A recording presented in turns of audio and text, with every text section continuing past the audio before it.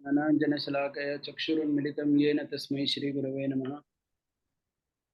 श्रीचैतन्यमनोभीष्टं स्थापितं येन भूतले स्वयं रूप कदा मह्यं ददाति स्वपदान्तिकम्।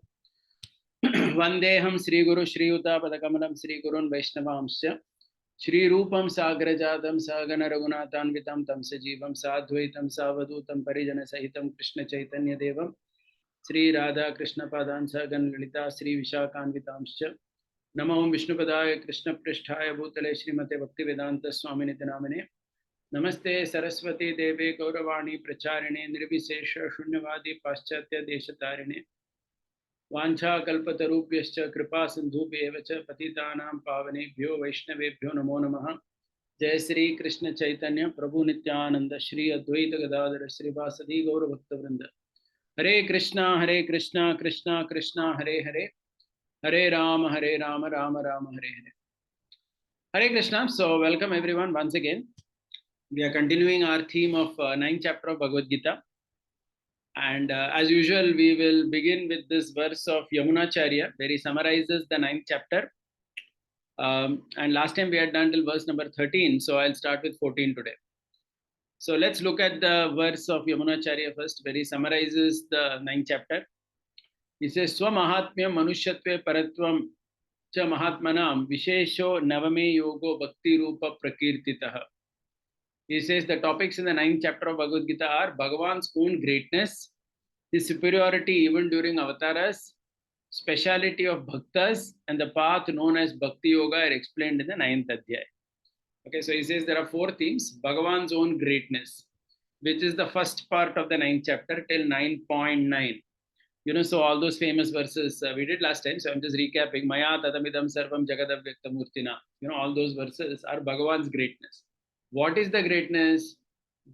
So Ramanuja focuses his commentary on those verses by saying that though everything is in him, he is still aloof. As in, he is not wanting that, for any purpose, for enjoyment. So he says the difference between Bhagavan and us is, we have this body. Actually, we are also aloof from the body, the Atma, but we want this body for enjoyment, right? So we are not aloof. As in, we are bound up, correct, with attachment to our body. But the beauty of Bhagavan is, he is the super soul of this entire material universe, everything, living, non-living, but he is aloof from it. That means he is not involved in it mentally, as in, he is not attached to it for his own sake. So this is what Ramanuja focuses as Bhagavan's greatness from the 9th chapter. Okay, so that is the first part. All that 9.5, 6, 7, all that. Then Manushyatve Paratvam.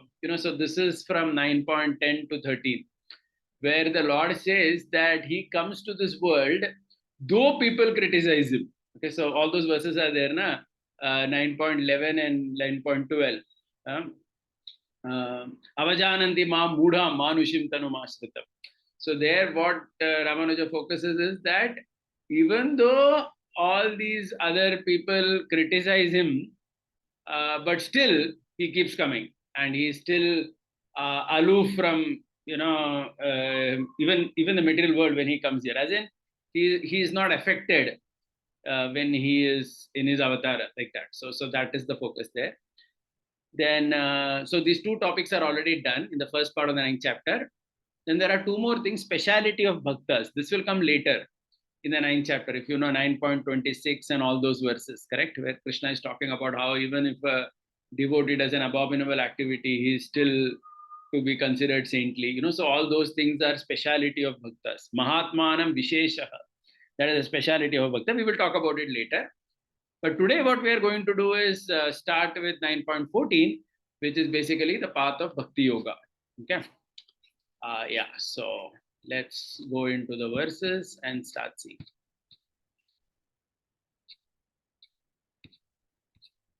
And then also I have to, we have to do some other topic as well, but that's connected to this verse only. So one second, let me just quickly move to where we are. Yeah, so this is where we are. So 9.14, very famous verse. So this is all now, from the Bhakti Yoga perspective. So look at this. Satatam kirtayanto mam yatantascha dridhavrataha namasyantascha mam bhaktya nityayukta upasate. Look at the translation here, Ramanuja's translation. This is owing to the overwhelming love the jnanis have for me. Now you may again wonder why bhakta is translated as jnani, but I have to just remind you that this is all coming from the 7th chapter, where Krishna says, "Na among the 4 types of bhaktas that come to me, jnani is the highest." So Ramanuja connects the entire middle 6 chapters of Bhagavad Gita with that verse only. So this jnani is not the jnani of Jnana Yoga, mind you. This is the jnani who by knowledge of Krishna has come to Krishna. Okay, so that is the bhakta only, right? With knowledge, he has come to Krishna. That means he has understood Krishna is the Supreme Personality and he has come to him. Bahunam Janmanam Ante, that type of a thing. Okay, so he's bhakta only, he is not the jnani of the Jnana Yoga. So that has to be emphasized. So owing to the overwhelming love the jnanis have for me, they constantly chant my divine names. They have steadfast resolution that I am their only refuge, and they striving to worship me at all times. They are constantly offering obeisances to me with love, and desirous of always being united with me. They are constantly worshipping me. So what Ramanuja does is, this satatam word which is there here in the shloka, he associates that with everything. That is why everywhere constantly is coming. So somebody may say, "Arey, yahan to constantly nahi likha hai." So that is why satatam he has put in bracket to basically indicate that bhakti means something that is done satatam. So that means what is Krishna saying here is, by mind, by words, and by actions, the devotee is always thinking about me. Okay, so when we hear this verse, we can understand that, to be a bhakta is a very, very exalted position, right? So, I mean, in our own lives, we are sadhakas, right? We are trying to be bhaktas. But certainly, satatam kirtayanto mam, constantly we are unable to, be focused, right? As in, we may have some sadhana, then our mind also needs some so-called relaxation. And, we want to go for a walk, we want to go here and there, which is all fine. So we have to understand our position. And from this verse, we have to appreciate the position of a bhakta. So here bhakta means like Chaitanya Mahaprabhu, if you see, constantly in Krishna Prema, or Ramanuja gives the example of all the alvars, saying that alvar means one who is drowned in the love of God and constantly is thinking about Krishna only. Even in sleep, he will be, somehow chanting, or, kind of his mind will still be there. So this is a very, very exalted state of a bhakta, which is being spoken here. So Ramanuja says that this word satatam is the most important thing, and that indicates that, the character of a bhakta. Okay, and yatanta, on this word Ramanuja says that yatanta means he's constantly trying to do whatever needed to serve the Lord. That means, for example, suppose for the Lord, garden has to be made, this has to be done. That means his mind is constantly thinking, to serve the Lord more nicely, what else can I do? So that is yatantascha. Yatanta means he's constantly meditating on this. How can I serve better? And he's striving to do things in that direction. Okay. So basically 3 things are there in this verse. One is by mind, by words, and by deeds. By all these 3, the devotee is focused on the Supreme Lord. So that is the point being said here. Another thing Ramanuja says that kirtanam means, when he says that when Krishna is saying satatam kirtayanto mam, he says this kirtan is not just singing. He says literally a devotee means he should have ashtavikar while chanting. So basically, like the Bhagavatam verses there in 2nd canto, which says that what is the use of a person who is chanting the holy name but who is not crying tears? Instead of a heart, there is a stone in the place. So that kind of mood he takes in his commentary.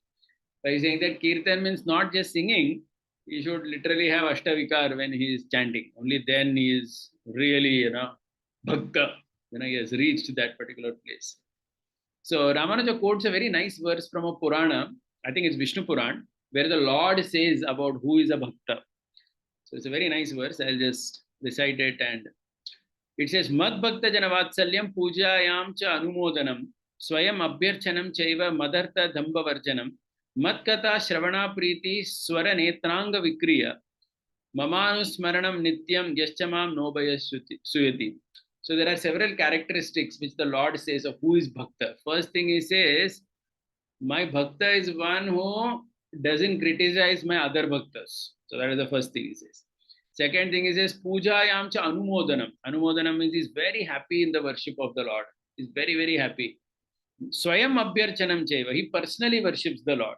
Not that he has just delegated that to somebody. Then Madartham Dhamba Varjanam. That means he will never do any show off. He doesn't have any false ego, doesn't do show off in his worship.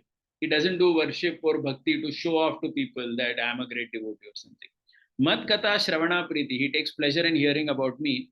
Swara Netra Anga Vikriya. Vikriya means modification. Swara means in his throat. Netra means in his eyes. Anga means body. That means Ashtavikar.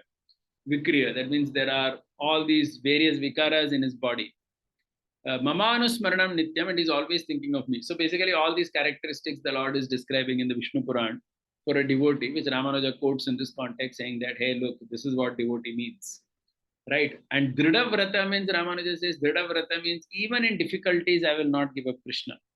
So that's a very interesting commentary he gives for this verse. So this is the verse which is talking about how bhakti is done. Okay. Now the next few verses are all connected, and again, it's a slightly different translation he has given. So we will look at that. Jnana yajnena chapyanye janto mam upasate ekatvena pratatvena bahuda vishwatomukha. This is the 15th verse.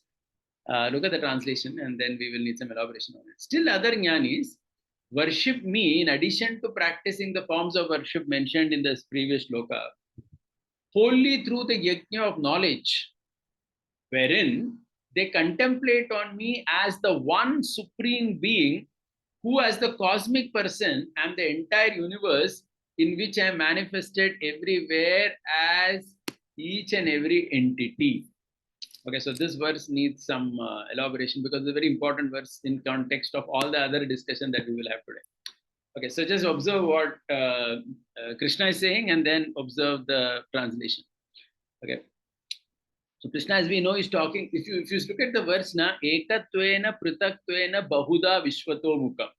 In one sense, if you just take all these words individually and you contemplate on their meaning, they are all different from each other, right? Ekatvena means one, pritatvena means as varied, bahuda means several, vishwato mukha means something like a universal form or something. So it looks like so many things are being mentioned. Mm-hmm. So what Ramanuja does again, see, this is the beauty of Sanskrit, how you can, take the words and you can give a particular meaning. So what he does, he says, read this verse like this, Pritatvena bahuda vishwato mukam ekatvam upasate. Okay, so what he says is that the jnani who is there, I mean this bhakta only, this here again when we say jnani, we are again talking about that 7.16 jnani only, is a bhakta. He's worshipping Krishna. Okay, how is he worshipping Krishna? By contemplating. Okay, jnana yajnena means what? That means by knowledge, by contemplation. How is he contemplating Krishna? He is contemplating Krishna ekatvam upasate. He looks at him as that one supreme Lord who has manifested as pritatvena bahuda in Vishwatomukha. That means pritatvena means that one supreme Lord only has manifested in all living entities as a Paramatma. Okay. So there is a one supreme Lord who is there in everybody's heart as Paramatma. Okay. And Bahuda, he is there almost everywhere, and Vishwatomukam, he is there in the universe also. That means that Ekatvam means that one supreme Lord, Upasate, he worships. And who is that Ekatvam? He is that supreme being who, as the cosmic person, now you look at this translation here. The one supreme being as a cosmic person is the entire universe and is manifested everywhere in each and every entity. Okay.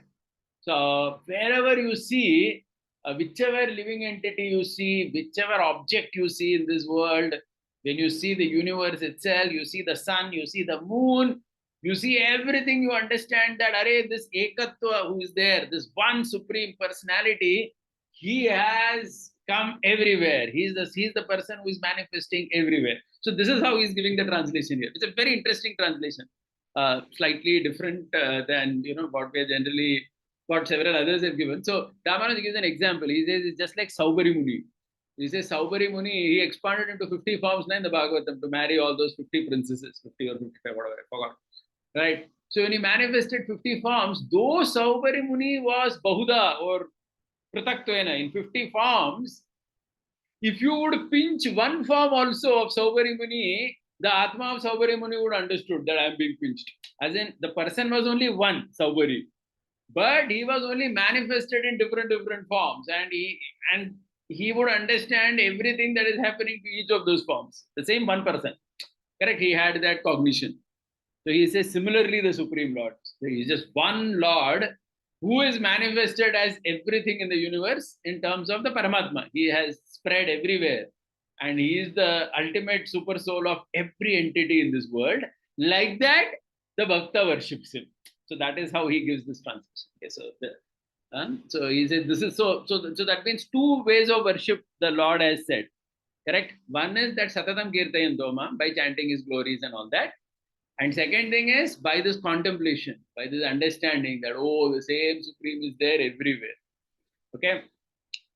And now you may say, okay, this much is fine. So see, the beauty here in this translation is it connects to all the other verses. So now if you go down to the next verses now, all the next verses are in connection to this verse only. So this is our main discussion, right? So for example, now you see, now what does he say? So from the next verse on, verse number 16 to 19, that's basically what we may see today. What Krishna does is he's giving several examples of where all he is. He has said, that I am that same one Supreme who is there everywhere. So he has to give some examples to make that point. So he's giving examples, Ramanuja. So look at that. Aham kratur aham yajna sudaham aham aushadam mantroham aham evajnam aham agnir aham hutam. Now what Krishna does is he starts saying that how I am in different things. So there are 4 verses here, 16, 17, 18, 19, where Krishna is talking of how we can see him in the universe, how the Bhakta sees him. Who is this person who is seeing? He's the Bhakta, right? In 9.15, what Krishna said. He's the Bhakta who by contemplation understands that yes, this is all Krishna only, like that. So the first verse number 16 is about yajna. That means in a yajna, everything in a yajna is Supreme Lord only. Okay, so what is the verse? Aham kratur aham yajnam sadaham aham aushadam mantroham aham evajnam aham agnir aham hutam. Okay, look at the translation. I am the Vedic rituals like the Jyotish Toma. So the first, okay, I'll read the whole thing first. I am the 5 great sacrifices, Deva Yajna, Rishi Yajna, Pitri Yajna, Bhuta Yajna, Brahma Yajna. I am the oblation to the means, that is the ancestors. I am the havis, the sacred oblation made of herbs. I am the sacred mantra used during the rites. I am also the ghee and other offerings. I am the sacred fire, and I am the act of offering oblations. Okay, so now we will briefly discuss. So what Krishna is saying is, first is saying, Aham Kratur. Kratur means rituals in the Vedas. So there are so many rituals like Jyotish Toma, or so many such rituals are there. These rituals, they help a person obtain various fruits. Okay. And Krishna is saying that he is only that. As in, he is, okay, he is the super soul. He is the essence of that. Okay, you can look at it like that. Aham yajna. He's saying, I am the great sacrifices. Which are the 5 great sacrifices? The Pancha Maha Yajna. Deva Yajna, Rishi Yajna, Pitri Yajna, Bhuta Yajna, Brahma Yajna. So these are all Yajna, sacrifices. Correct? So we all know this. That each of us have to do all these 5 sacrifices. Okay, we do Deva Yajna by oblations, Rishi Yajna by reading the scriptures, Pitri Yajna by offering Shraddha to the ancestors, Bhuta Yajna by feeding all the people around us, and Brahma Yajna, okay, which is again by reading scriptures, etc. So now, all these yajnas, Krishna is saying he himself is that. And the oblation to the ancestors. Now here Ramanuja says Swadha. So there are 2 words in Sanskrit, in yajna. One is called Swaha. If you know, we do know Om Swaha. So Swaha is done for the Devatas, etc. And Swadha is done for the ancestors. So here he's talking about the ancestors, saying that I am the oblation to them. Then he says Aham Aushadam. Here Aushadam is not translated as medicine. So Ramanuja has a different translation. He translates it as all the havis that is offered in the yajna. So in the yajna, traditionally, if you, depending on which yajna I wanted to do, you had to offer a particular type of offering. Okay, and that had to be a combination of certain herbs. And sometimes that is also called as an aushadhi only.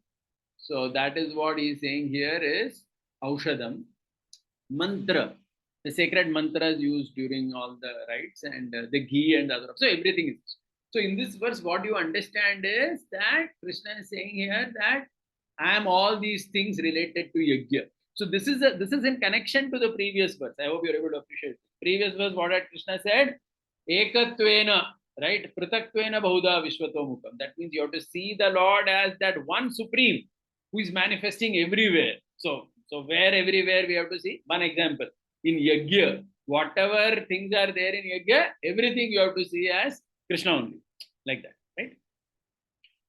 Then the next one. Okay. So we'll just see 3-4 more verses. So here, Pitahamasya Jagato, Mata Data Pitamaha, Vedhyam Pavitram Omkara, Riksama Yajurevacha. I am the father, the mother, the creator. I'll explain that. The grandfather of all moving and non-moving living entities of this universe. I am the most purifying entity to be learned from the Vedas. I am the purifying sacred symbol Omkar, which is the seed of the Vedas. I am also the Rik, Sama, and Yajur Veda. Okay, so here he's talking about relationships. So previous verse, Krishna was saying about how he's everything in Yajna. Now Krishna is saying how he's everything in relationships. So what are relationships? He's saying the father, mother. So what does it mean? He's the father. He's the father means Ramanuja says he's the Antaryami of the father. That means he's the super soul of the father. And it is only because of him that that person became father. Okay, so ultimately the super soul, the Paramatma, Krishna becomes the father. Similarly, he's the mother. Then somebody may say, what is Data? Because Data means again like father, mother only is Data. Na? So what is this Data third thing? So Ramana says, Data is this creator. That means, for example, it can be the doctor, or like Kunti Maharani got a mantra. Na? From the mantra only the child she got. So then mantra becomes the Data. That means the mantra is the one which helped in giving birth. So that also is Krishna only. Okay, so there is the father, mother, and there is either some technology, a doctor, or a mantra, or something through which the creation happens. So all that is also him only. Pitamaha, the grandfather. Okay, and then he's saying, I'm the Pavitram. Okay, so whatever is pure, like all the jewels, everything is Krishna. Okay, so for example, like gold is considered pure. If you wear gold, some gold ring, etc., is considered pure. So anything purifying is Krishna. And he is the Vedas also. Okay, so see, this is very interesting, See, sometimes we feel that Veda, see, again, if you see the Vedas, like I was today reading in the Bhagavatam about that chapter of the Brahman Patni. Okay, so those Brahmanas are doing rituals, right? They're ritualistic Brahmanas. They are doing some various sacrifices. And we know the story. They stop their wives from going to Krishna. But when the wives actually go to Krishna, Krishna sends them back. And one thing Krishna says is interesting. Krishna says that, see, you have to go back because those ladies are saying that we don't want to go back now. We want to be with you. So Krishna is telling them, see, you have to go back because your husbands are doing this yajna and they need your help for it. So you should go back and assist them in their yajna. Okay, so the point is, though these Brahmanas were doing yajna to go to the heavens, etc., Krishna did not tell their wives that, they are just doing yajna to go to heaven. Why do you need to, that is something so-called lower or something. And, why do you, so it's fine. No, it's not like that. Krishna is telling these ladies that, no, you have to go back and help your husbands. Right? They are doing yajna. They need your support. It cannot happen that you are just sitting here with me in the forest. Please go and help your husbands. That's what he says and sends those ladies back. So what we understand is, see, the Vedas are also Krishna only, right? And whatever is said in the Vedas, even if it is Karma Kanda or whatever, so that is also Krishna, right? And Krishna never goes against that or, right? He may give levels. Like in this chapter only, he says, someone who is chanting the Vedas or studying the Vedas with a desire to go to the heavens, that's considered, they have not achieved the highest understanding of the Vedic truth. So that part is fine. But then he will never say that one should not do it, or he will never discourage anybody from doing it. Or if somebody's wife is also a pure devotee, he doesn't say that now don't assist your husband in that. So this is also interesting here. So this whole verse is about relationships. And then what does Krishna say? In the next verse, it is about all creations. Okay, various creations. So what does Krishna say? Gatir Bharta Prabhu Sakshi Nivasa Sharanam Suhrit Prabhav Pralayasthanam Nidanam Bijam Abhyam. I am the place to be reached and the objects of enjoyment which people experience. I am the one who supports, holds everything. I am the master controller of everything. I am the one who personally witnesses everything that happens everywhere. I am the dwelling place like the house. I am the refuge of the helpless who seek me for eliminating the undesirables and attaining the desirables. I am the well-wisher of everyone. I am the cause and originator and dissolution of the whole universe. I am the entities which are produced and destroyed. I am the indestructible cause of all entities. So this is all related to causation. So this is all related to causation. And Krishna is basically saying that he is that. Now, only some words I'll focus. Bharta. Generally, Bharta means one meaning is husband, but here there is a very broader meaning of Bharta given, where Ramanuja translates that I am the one who supports and holds everything. So the husband is also supposed to do that. That is why it's called as Bharta. But here this Bharta is something much more than that, right? So he's called as Bharta. Again, Prabhu. We call each other Prabhu. So Prabhu means master, one who ensures everyone listens to him. That is how another translation gives of Prabhu. Everyone listens. Okay, so in this way, this is one verse which is talking about again how Krishna is there in all causes. And then the final verse in this series, Krishna says about how he is in all the karyam, that means in actions. Okay, cause is one thing and there is action. Tapamyaham aham varsham nigrihami utsrijami cha amritam chaiva mrityum cha sadasya chaham Arjuna. Hey Arjuna, I radiate heat in the form of sun and other fiery entities. I hold back the rains in the summer, okay, by using the sun rays as my body and control it. And I only pour forth rains during the rainy season using clouds. I am that which prohibits death. I am also everything that causes death and destruction. I am everything that is existing at present, and I am everything that exists in the past and that is yet to come. See, here mainly Krishna is talking about how he is the action. This is more action, like sending heat, sending rain, giving death. So all these things are more action-oriented things. So Krishna is saying, see me in all of these as well. So these four verses are all to be seen in connection of 9.15. But what did Krishna say? Ekatvena pritatvena bahuda vishwatomukha. So what was the translation, if you recall? Pritatvena bahuda vishwatomukam ekatvam anupashyati. That is Ramanuja's translation. That means you worship that one Supreme Lord who is there everywhere. Okay, in all chit and achit. So to give examples of that, Krishna has given some verses like these. So this is how he explains. Okay, so now what I'm going to do is, using this as the theme, we will just have another discussion related to this only. Okay, so since we are talking about, see what the theme which I like to take now is how the Gita is focusing on the point that Krishna is in everything, right? Krishna is in everything. So, what we understand from this series of verses of Gita is even in every prosperity also there is Krishna, one has to see. So, okay, so we are talking it in context of the upcoming Diwali is there, right? So Diwali we have Lakshmi Puja, people worship it. Even in Dasara time, we all know that everybody worships various ayudas, or right, people worship their, even if you see typically in India, whatever instruments people use, they actually worship it. Right. In my society, there is one cricket team. They won a lot of trophies. One person is there, not the whole cricket team. One boy is there.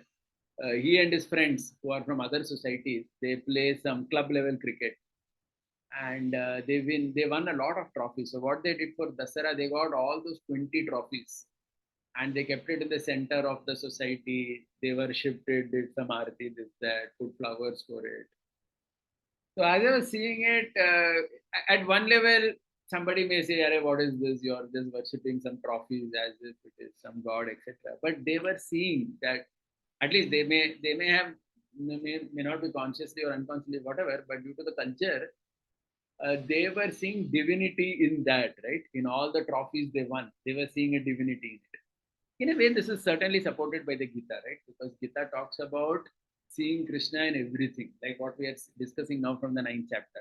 Ekatvam anupashyati, Bauda Pratak Vishwatam. So why we especially need to hit on this point is because, unfortunately in the world over, people see wealth, people see prosperity as evil. This is general psychology. People see wealth and prosperity as evil. And people show more compassion to those who are poor, and they feel that if somebody has become rich, he is a crooked person only.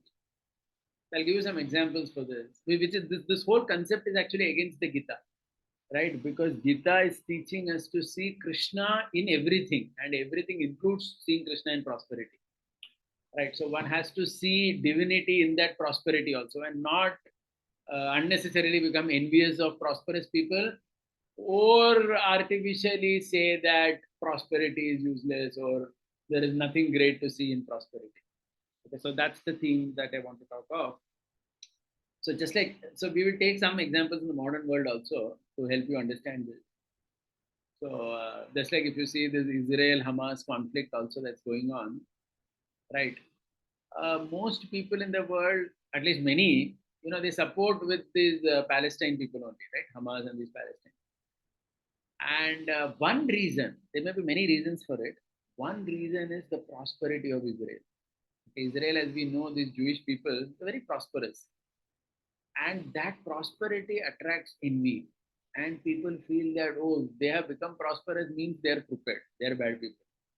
And these other people, Palestine, they're so poor, they don't have anything, which means they're actually nice people.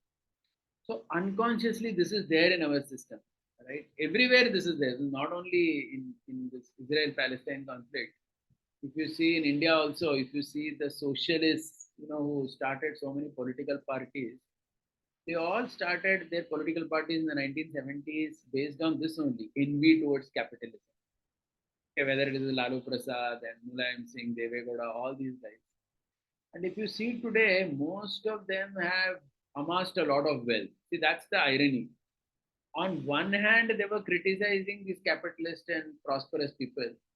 But on the other hand, they themselves have ended up becoming prosperous, and mostly by unfair means, right? I mean, by various illegal means only they have managed so much of wealth, etc.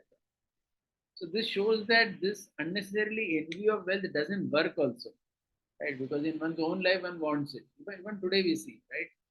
Whether it is Ambani, Adani, etc. So many of these politicians, they keep criticizing them. But at the end of the day, come on, they have given jobs to so many people, they have started a business. So instead of appreciating, instead of seeing Krishna in that, okay, instead of seeing divinity in their endeavor, instead of seeing divinity in their prosperity, you only see envy. It actually doesn't work. So this is a very global phenomenon, actually, if you see, unfortunately, which is totally against the Gita, where Gita is teaching us to see Krishna in everything, including human endeavor, including prosperity. But we tend to not see that, and rather we tend to see such people as, something very bad, etc. And this is not only limited to politics or, these fields that I'm saying.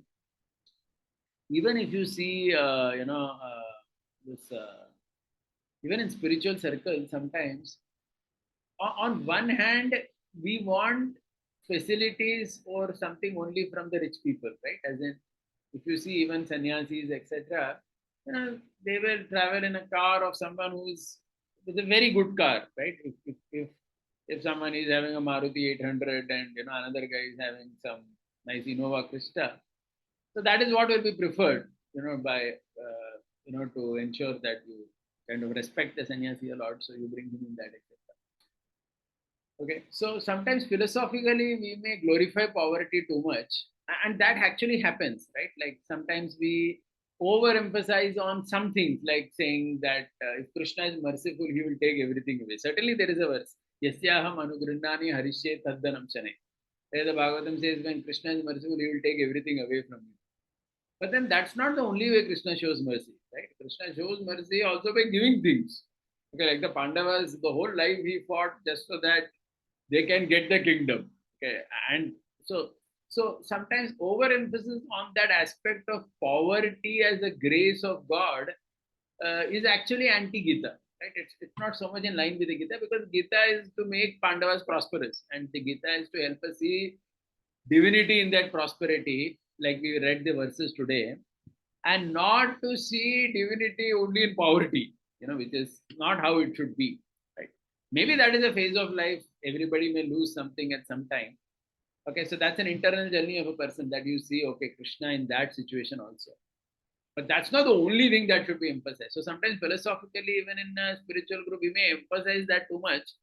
But in actuality, we may end up giving more time, or we may pamper those who are actually having resources. And there's nothing wrong in that, right? It's absolutely because that just makes sense, right? Even like right. So the best thing, the best course of action is to follow the Gita's teachings, which is basically, which we have discussed many times, which is Rishi inside and Raja outside, right? We have discussed this, right? That means internally you cultivate your consciousness as per these verses of the Gita, Satatam Kirtayanto Mam, etc. So you work in that. But externally, you actually work to be a king. So in this context, I'll just take one example. This Arvind Mafatlal ji, his 100th birthday was celebrated recently. So if you know, Radhanath Maharaj also had gone there.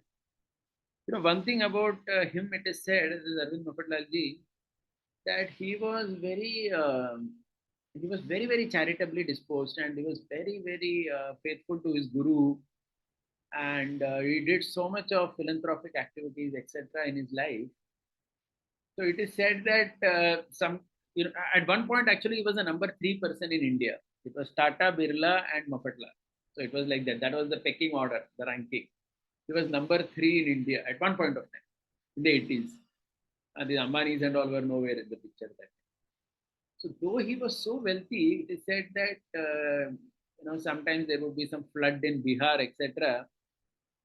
On the instruction of his guru, he would go to those places. He would stay in a tent. It seems he would stay in a tent where with some hand this thing he would have to pump water, and daytime he would supervise the whatever his company had sponsored, right? The philanthropic activity, the charity, to ensure that food is given to all these people who are suffering drought, etc. He would supervise the relief work himself, by staying in a very simple place. So in a way, but at the same time, he never abandoned his business, or he never, made his business go bankrupt, etc. That's not thinking that is only mercy of God. No, he always cultivated it well, and ultimately his sons and grandsons, they're all doing well in life. Correct. So in a way, this is actually Gita, right? Where you are taught to see divinity in wealth, in prosperity.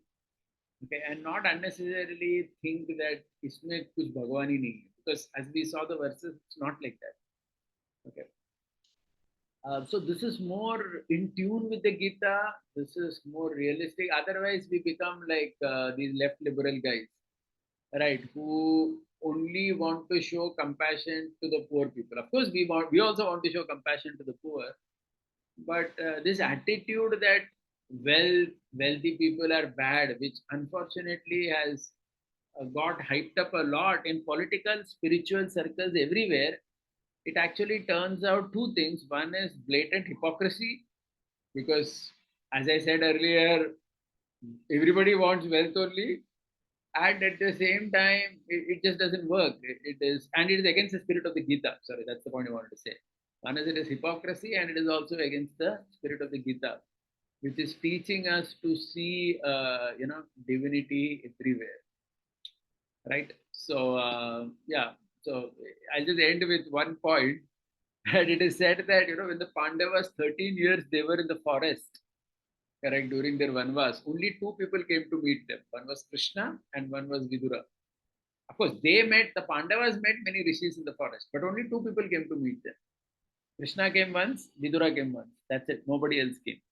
Which basically, in a way, goes to show also that when a person doesn't have any resources, then your value actually decreases in the world. Nobody really cares, which is why the Gita is actually teaching us something so real, that to see divinity everywhere and to worship that divinity, to see that as Krishna, okay, and to really take care of it very nicely. Okay, so these are some thoughts based on the 9th chapter and the discussion that we had today. Hare Krishna. So if there is any question, then we can take. Yeah, I think Balram Prabhu has said that all Bollywood movies show villains as rich, where heroes are generally showed poor. Yes, yes, that is correct. Especially those 1970s, 80s movies of Amitabh Bachchan and all that. Coolie and so many I remember.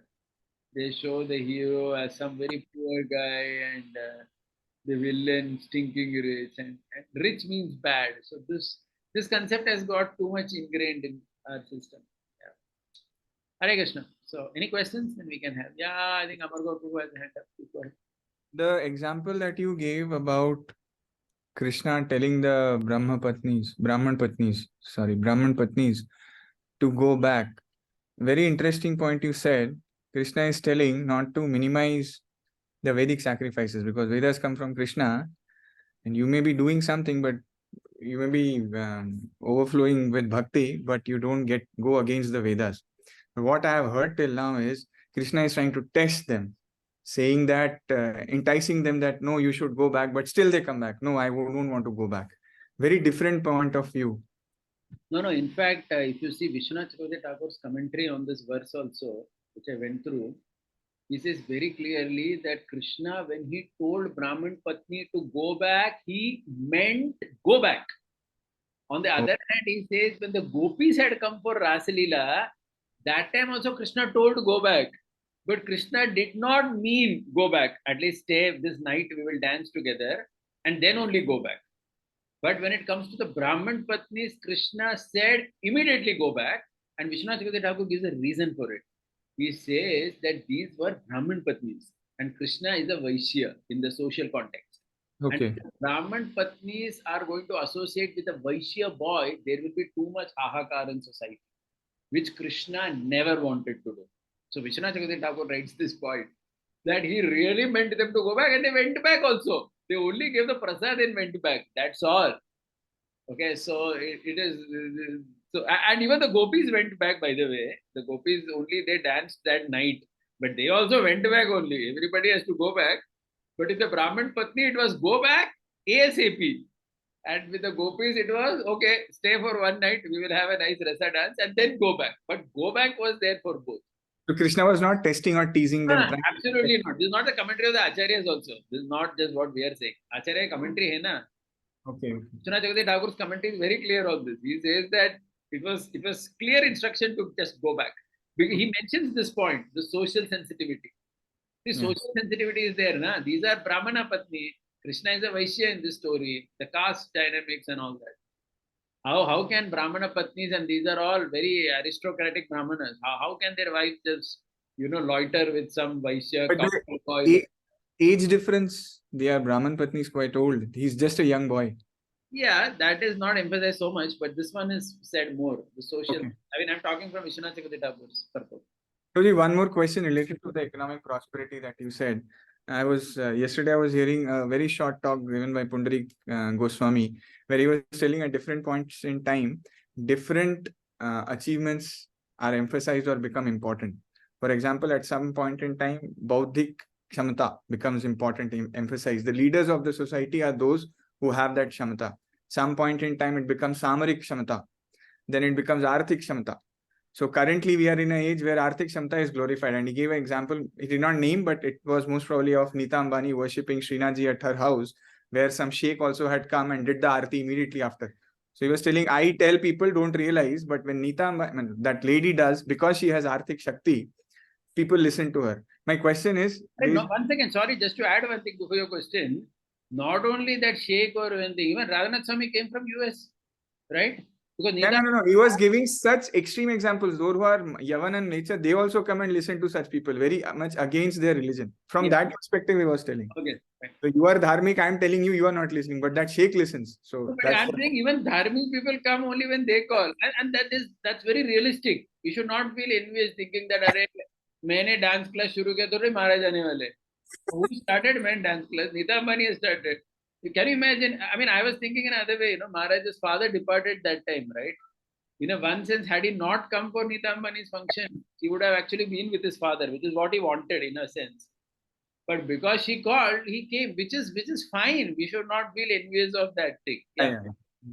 So, and then in line with what you said about the prosperity, how it is very important and everything else related, I wanted to understand what was economic prosperity like during the times of Pandavas, and what did at that point in time, I mean, in previous ages, we are in a current age, differently speaking, in previous ages, what did people in the previous ages in the society looked at people who were successful? We can keep aside the characters from our scriptures for some time because those are very exceptional people. But in a regular society, just like in today's day and age, we have a lot of those who have Arthik Shamata. But what was economic prosperity like, and what did people look up to look up as successful people during earlier days and ages? Was it always Pandavas? I mean, Bhim and Arjun were the heroes or forever, or was it others also? What was the society like? Oh, okay. Understood the point. See, see, from the Mahabharata, we may not get so much indication, though we get some indications from, for example, Arjuna going and getting all that gold.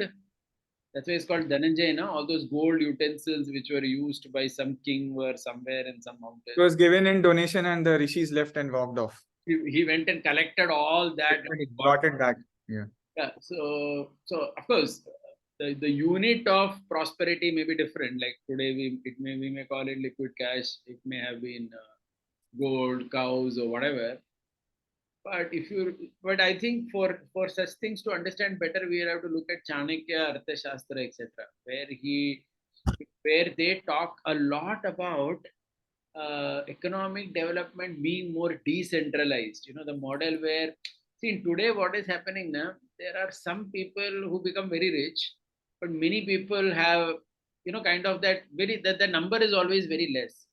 But Chanakya talks of more a decentralized approach, where he talks about ensuring that there are many people, who are able to grow and accumulate wealth, prosperity, etc. So you may not have someone having like $100 billion or something like what you see today, because that was not the scale of business, right? Today we see that some Apple company, I myself am using 5 Apple devices at home. Right, so sitting in America, they have convinced a guy sitting in Carthage to buy all their devices. So because of this, we may see that some people becoming overly rich and not too many people getting up there.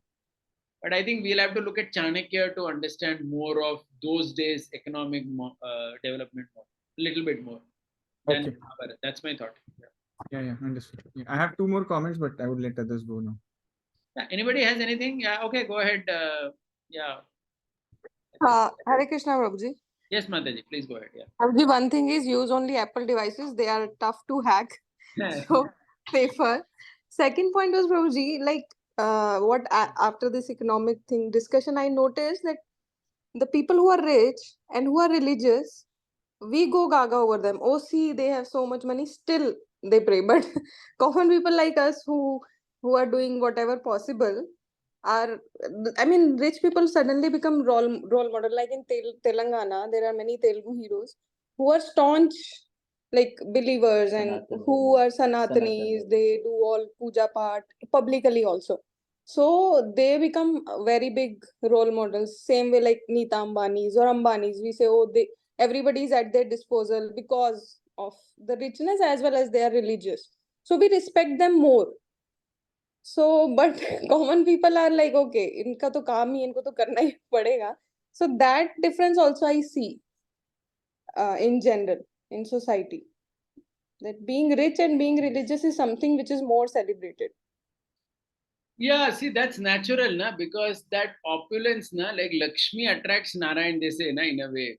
See, these people, na, many of them, I'm not saying all rich people are always religious. It may not always be like that. Yeah, but whoever are, they are like really celebrated. Yeah, but certainly they have piety. I mean, I do remember watching one video of Nita Ambani where I think it was Mumbai Indians had won an IPL, and she takes that cup, that IPL. Yeah, Sikandrabad ISKCON, yes, Prabhuji. And she offers it to her Krishna deity at home. So she has a Krishna temple, na, at Yes. her house.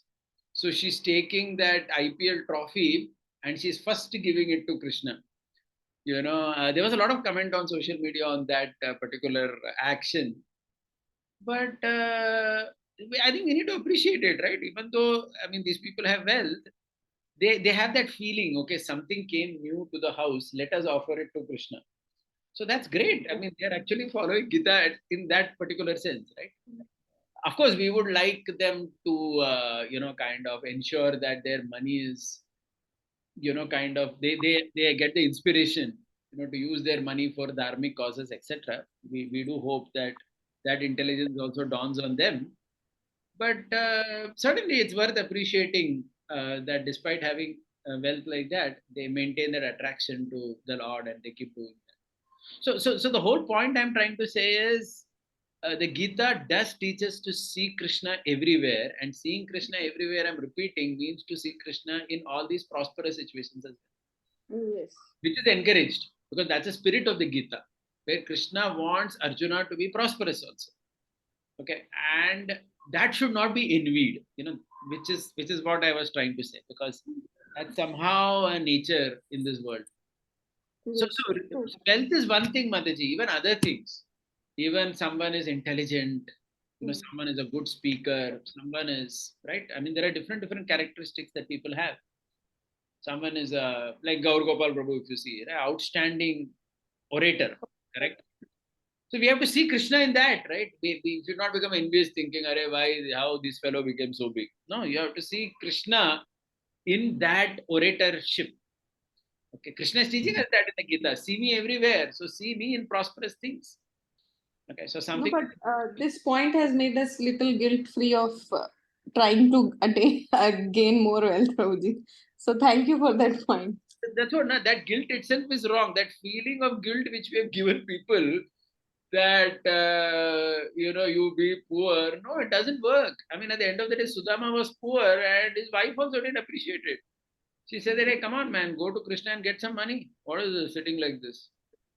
Yes. Correct. So, and the commentary is also beautiful. I think I've discussed this one. The commentary is that Krishna gave opulence not only to Sudama, but all the people around Sudama. Because imagine Sudama is living in a thatched hut and everybody around is having a thatched hut like some Jopatpatti or, some area. And only his house becomes a big bangla and is surrounded by all chawl and, that kind of situation. Then it wouldn't look very good, right? I mean, you wouldn't. I mean, in Hyderabad, you may want to have a bungalow in some, I don't know what, Banjara Hills or some nice. Not. Prabhuji, Uh, Prabhuji, one more thing, right? In Shastras, I think what I am getting out of it is that devotees who have full surrender and who are even like not having too many means of like Sridhar Kolavecha, they are like much more glorified, and even it's not just like I have a contrary view to it. Devotees who have just made a lot of sacrifices and they are only living for on the mercy of Krishna, not having any bank accounts, anything, totally sacrificed everything. There also, I think we have to see Krishna in their sacrifice and in their austerity.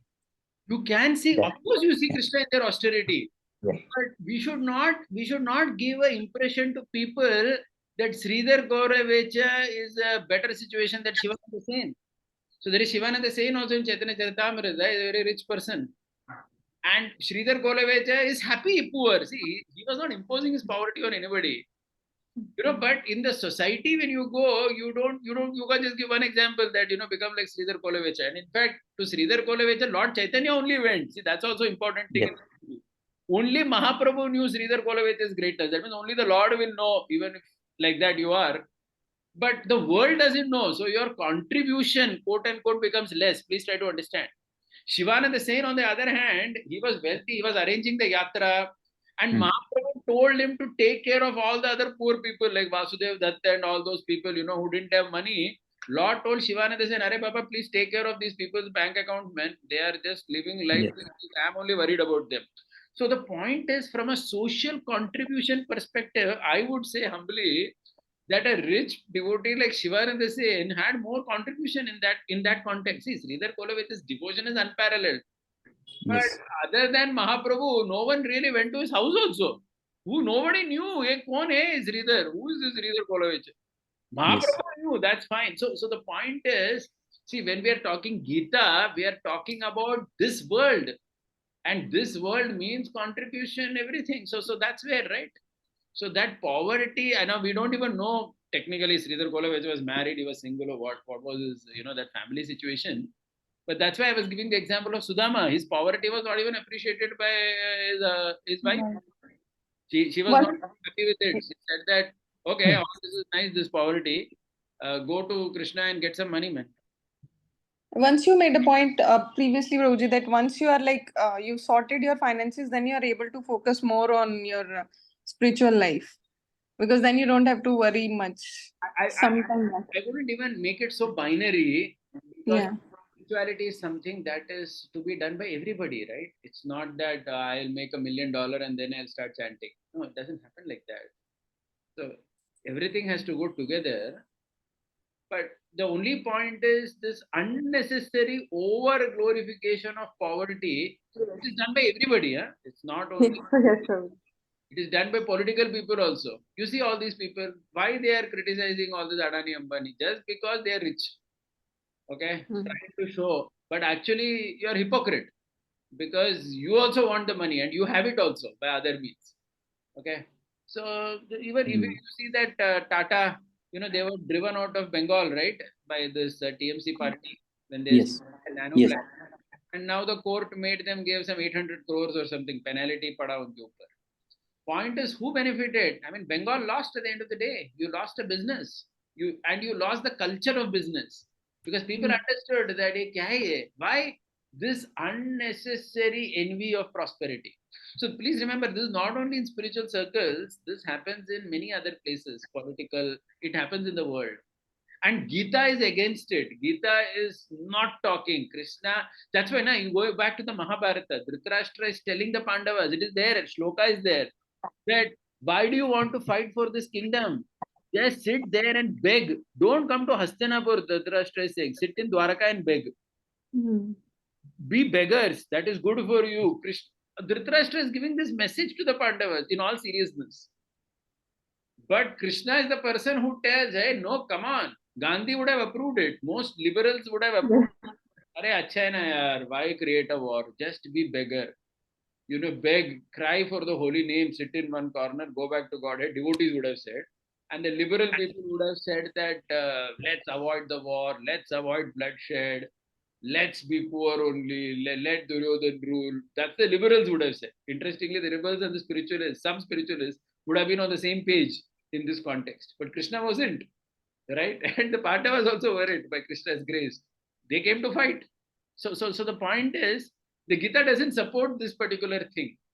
Okay, you see, if somebody is naturally inclined to poverty, like I think where Smithanima Prabhu gave the example of Sridhar Kolavecha, or some people like that, maybe they are personally inclined. So that's okay. I mean, we are not going to criticize them for that. See, there's a personal inclination to not have wealth, but then you don't impose that on society. You don't preach that. You don't preach that as a standard that, hey, come on, we should all become like Shuklambar Brahmachari. Just beg some rice and just be happy in that. No, that's not something you go around. And they also didn't do that. Please try to understand. Sridhar Kolavecha didn't make a big dindora in Navadvip that all of you should be like me only. No, he was just, I mean, he was happy in his devotion, but he did not, and nobody made him a model for it. If anybody was a model, it was someone like Shivananda Sen, I would say. Mahaprabhu was more, kind of made him in charge of projects or people. Correct? Are you getting the point? Yes, Prabhuji. definitely. Thank you, Prabhu. Thank you. Prabhuji, in this context, what is the meaning of Atyahar Prayasascha? For prosperity, you have to make a lot of prayas, but Rupa Goswami says against that. So how do we reconcile?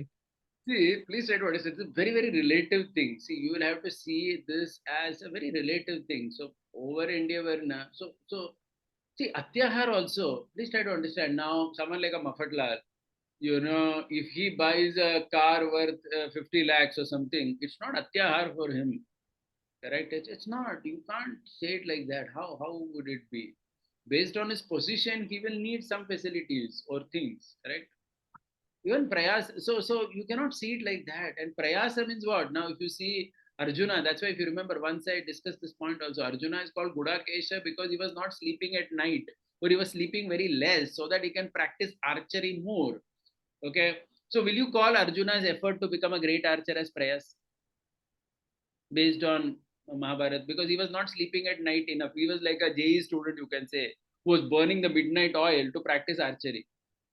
So see, Prayas is it from the perspective of over endeavoring to accumulate objects for sense gratification? Is that? I understand the point. You may look at it like that, but I would say that it is a very relative thing. See, it depends on the capacity of a person.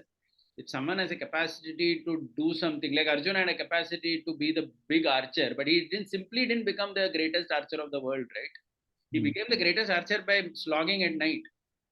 Okay, so that's what I'm saying. So are you going to say that his bhakti got destroyed or something? So you'll have to see it relative to their skill, position, their ability, etc. Someone who has that ability, he has to be engaged like that. Otherwise, he'll go mad. Actually, he will feel completely dissatisfied that he's unable to do what he's supposed to. So, see, these are principles you will have to see with some level of relativism. You cannot make it too absolute and say that Atyahar is a very common thing. No one should have anything more than Maruti Alto. It is Atyahar. Collecting too many things. No, you cannot say that. How can you? It just depends on. Maybe I have an old Wagoner still I'm driving, but or somebody has some car like that. But my point is, these are very relative. You can't make it so absolute. Hare Krishna? Audible or? Yes, Prabhu. Understood. Balram, I have, I think. I have one question, Prabhu. Yes, yeah, go ahead. Yeah, go ahead. Yes. Yeah, you're talking about rich people who from the Vedic perspective or from instructions from Vedas, what is the duty of the rich people then? Good. Um, The rich people are supposed to be charitable. So if they are charitable and you talked about Mafatlal. Mafatlal, he would make a statement, it seems, since his 100th birthday was there, I'm just saying that if every rich person in India is given control of one district, he would say something like there are some 500-600 districts in India, I forgot the number. But he said that we have enough rich people in India. If every rich man is given one district, and that rich man puts all his resources in that district to improve the education, to improve the health facilities, that, then entire India can change very quickly. He would say that. But he would tell the politicians that you will not allow us to do that because you want to keep people poor for your vote bank. I mean, he said that in that context. But if you ask me, the dharma of the rich is to be charitable. And this particular charitable thing is there for all the yugas. It's like Yeah. Oh yeah, charity is there everywhere. Dana is the thing. Okay. Rich man means charity.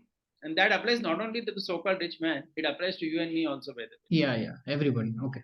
That means, and charity should be, something that time to time we keep doing it. And give to different people, identify needy people, whatever it is, and give something. Yeah, Pro, just comment that in Kali Yuga, I mean, we are seeing this so many conflicts going on, Ukraine, Israel, and all that, and it's very much similar to what Dhruva, fought with Yaksha, and there was too much of killing, right? That Swayambhu Manu himself interrupted. So it seems like same thing is happening. Like even if there is a good reason to fight, but the killing is so much that that reason is eclipsed by so much violence. Yeah, but then that's unavoidable, na? Because the other person wants to fight. As long as the Duryodhana is there, Arjuna has to kill only. What to do? And there will be people like Duryodhana.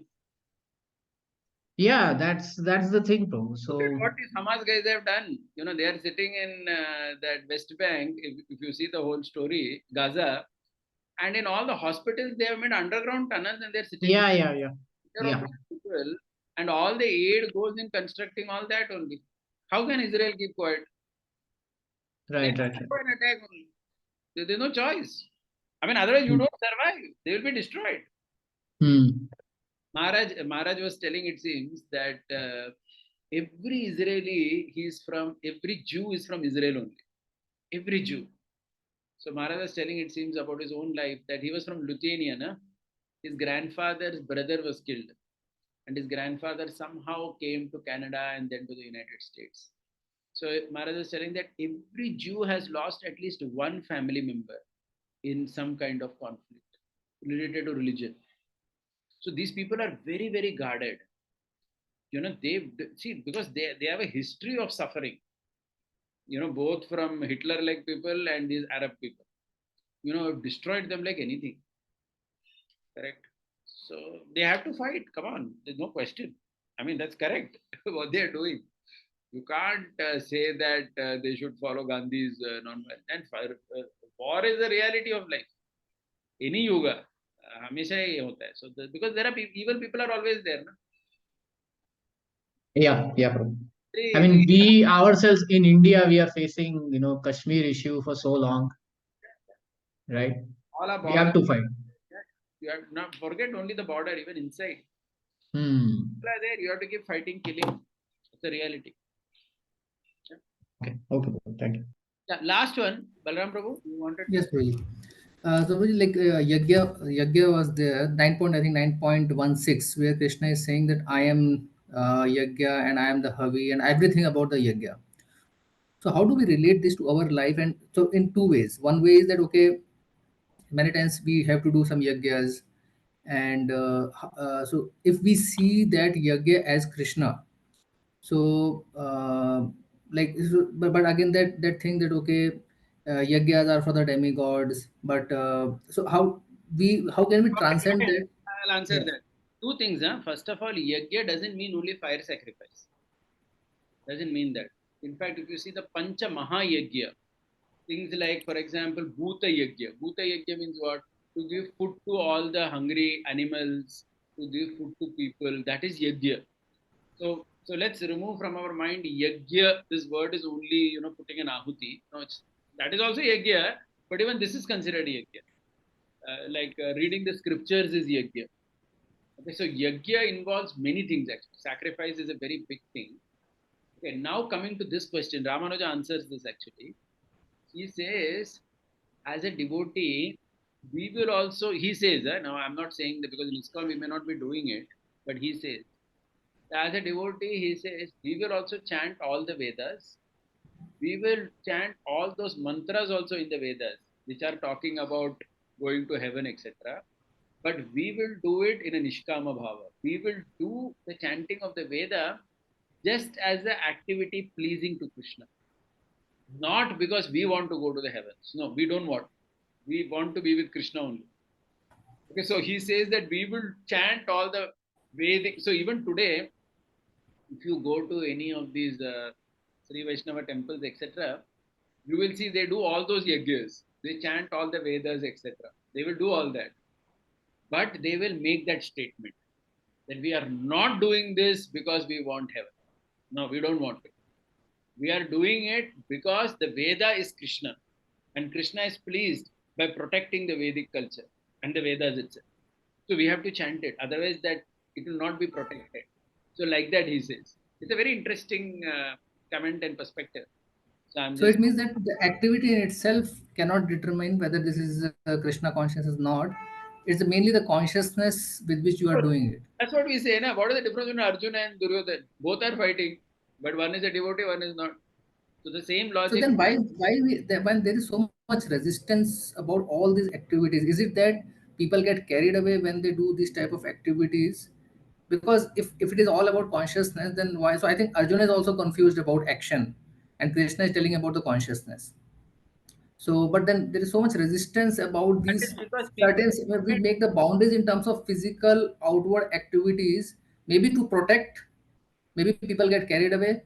Yeah, actually, see, we forget that essential thing of karma yoga, that nishkama karma yoga hai na.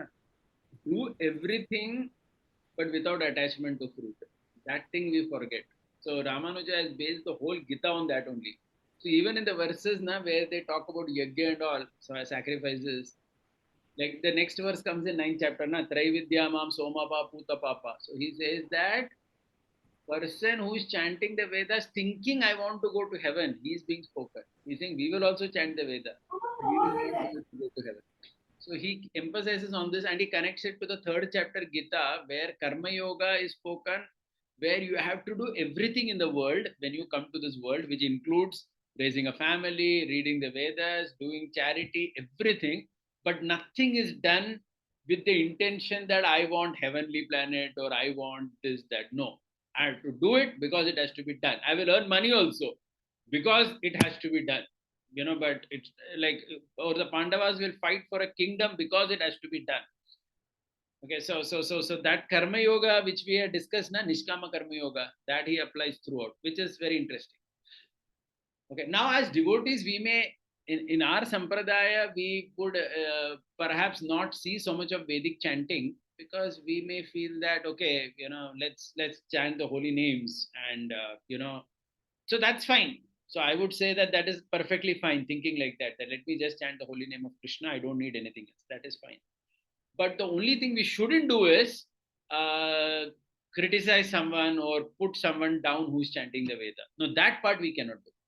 Okay, I may choose that, okay, I will chant 64 rounds. That's perfectly, obviously, I mean, who will say that's not fine? So that part is all okay. Okay, but somebody is chanting the Veda, then we have to understand that Veda is also Krishna. That has to be given that respect. Krishna himself gives. That's what I say. Yeah. Yeah, thank you. Haribol, I think we need to end. Hare Krishna. Thank you everyone for your kind attention and participation. Srila Prabhupada ki jai. Srimad Jai.